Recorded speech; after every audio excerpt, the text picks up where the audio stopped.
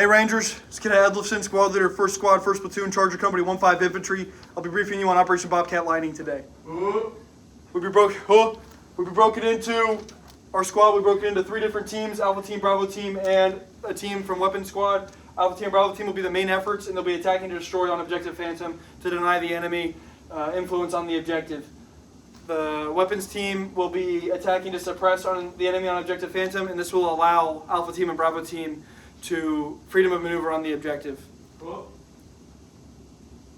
Here we have our area of operations and area of interest, right? We'll be ranging from the 36th northing to the 32nd, 16th to the 8th, and north is up. We'll be starting our patrol base and moving down south to Objective Phantom. We'll have friendlies to our northeast, and we'll have this mountain range here, the coastal mountains, right? If you've gone up a big hill and you're kind of standing on top of a mountain, you've probably gone too far. We got this road here, Route Camaro. If you've gone east, you've crossed a big road, or you've ended up by some water, you've also probably gone too far. All right. In addition to that, we've got some key terrain here on this high ground that's going to be very essential to our operation due to the fact that it has excellent fields of fire over our objective.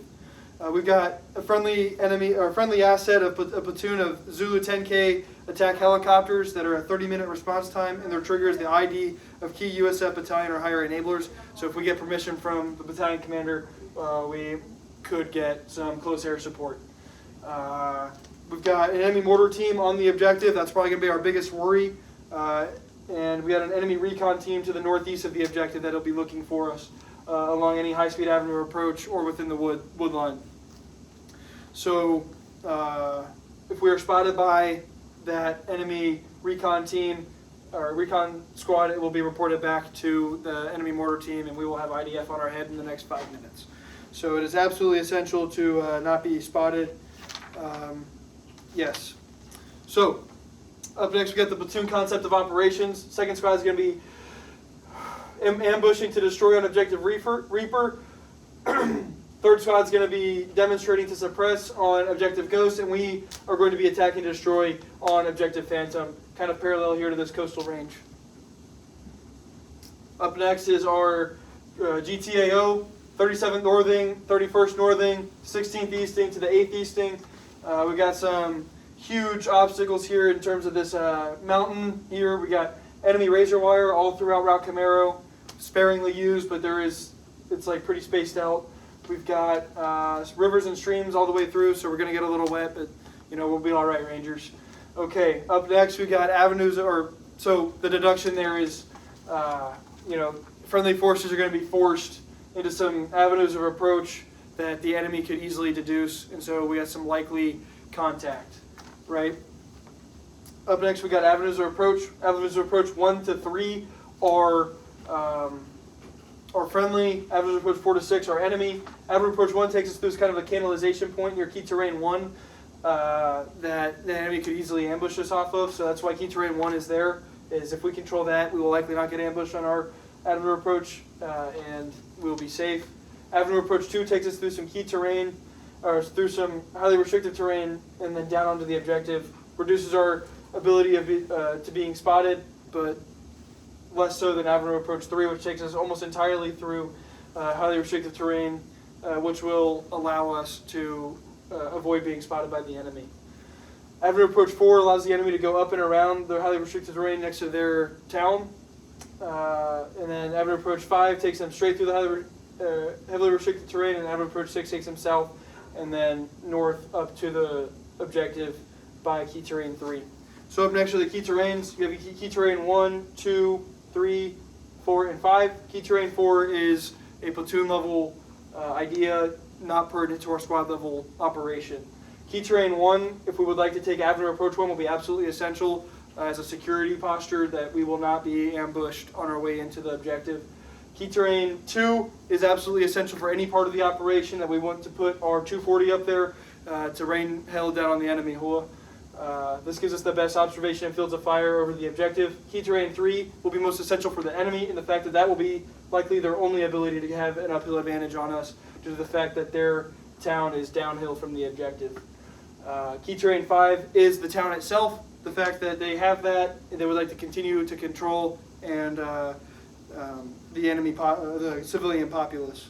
All right, next we got observation and fields of fire. Goes back to key terrain 2. If we own that with our 240, our 240 will have excellent observation and fields of fire over the objective.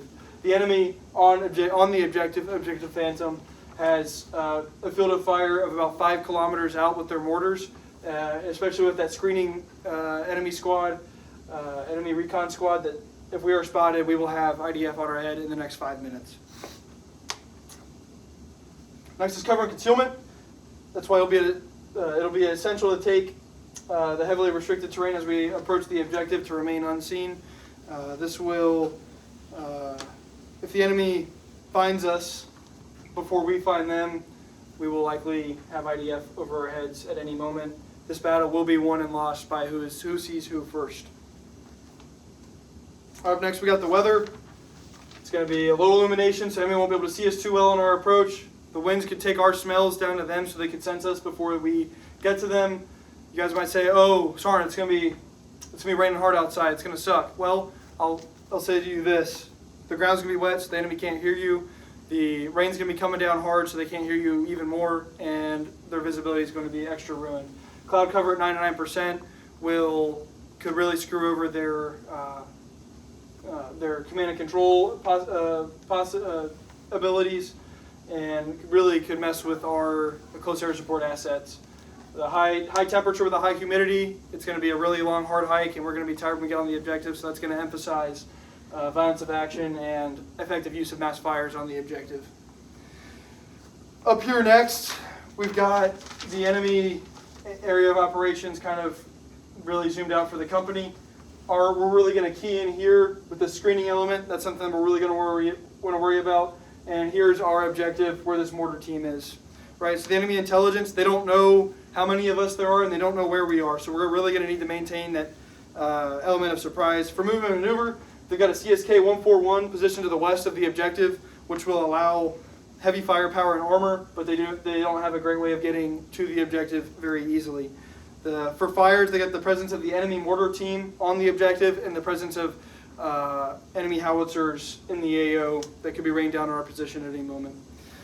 The village is a huge piece of fortification directed to the west of our objective, and likely fortified fighting positions on the objective due to the fact that the enemies have been there a couple of times already.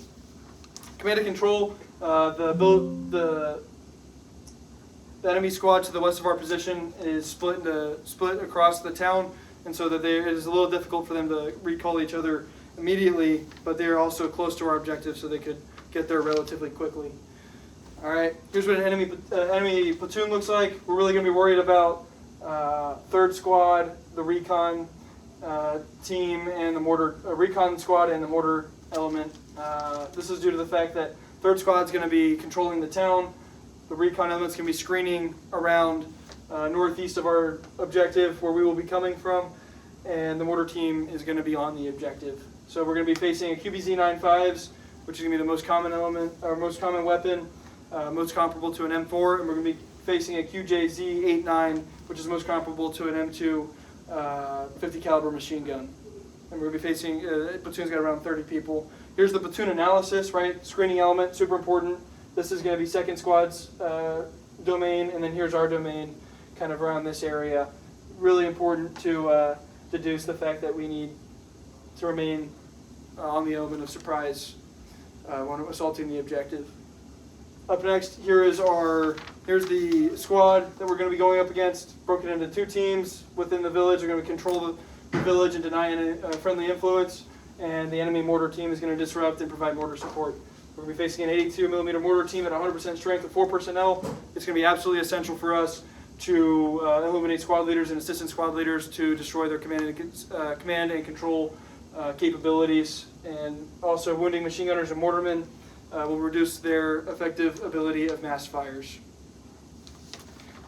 Alright, so here's the most likely course of action, is the fact that they will be placed on observation posts. This recon squad screening across the northeast of the position, right? So we'll be operating from the 36th Northing to the 31st, 11th to the 14th Northing, and north is going to be to my right. So we'll be coming in this way, and we'll have a linear danger area crossing around here. So them screening along the road that we're going to be doing an LDA on does pose a high risk, but it's absolutely imperative that we do not be seen. As we come up here, we're going to be facing this enemy mortar team, and here's the two squads to our north, or to our west. All right, here's our more zoomed in. So we believe that they're going to be fortified fighting positions on the objective. Will be coming in again. So 32nd northing to the 31st, 12th to the 11th northing as well. So this is a little way more of a zoomed in map. We believe that their team fighting position is going to be dug in and a little bit harder to assault. Here we got the CSK 141 kind of in between the two parts of the town, the two teams as well. They're going to be downhill from us. They will not be able to see the objective. It will be a little bit more difficult for them to get to. But the most dangerous course of action is if they bring a team in from the village to assist the mortar squad or the mortar team and really harm our abilities here. All right, the mission statement for Charger Company 15 Infantry is to disrupt enemy forces in AO Ronan no later than 30 August 2024 at 2200 hours to deny enemy influence on the battalion DO. Key tasks are disrupt enemy operations in depth, deny enemy uncontested use of high-speed avenues of approach, retain maximal combat power, avoid decisive engagements, and reconsolidate 2nd and 3rd platoon. Right, so sister elements will be 2nd and 3rd platoon for our platoon. Sister elements for our squad will be 2nd and 3rd squad. Our key tasks for the platoon are the same. Mission statement for our platoon is to disrupt enemy forces in AO Ronan no later than the same time date to deny enemy influence in the battalion main effort. Right, so our end state, very important. We want through primary MSRs contested. We want to disrupt North Torbian forces. We want to minimize civilian casualties, and we want to reconsolidate friendly dispersed elements for follow-on offensive operations. That concludes my brief, guys.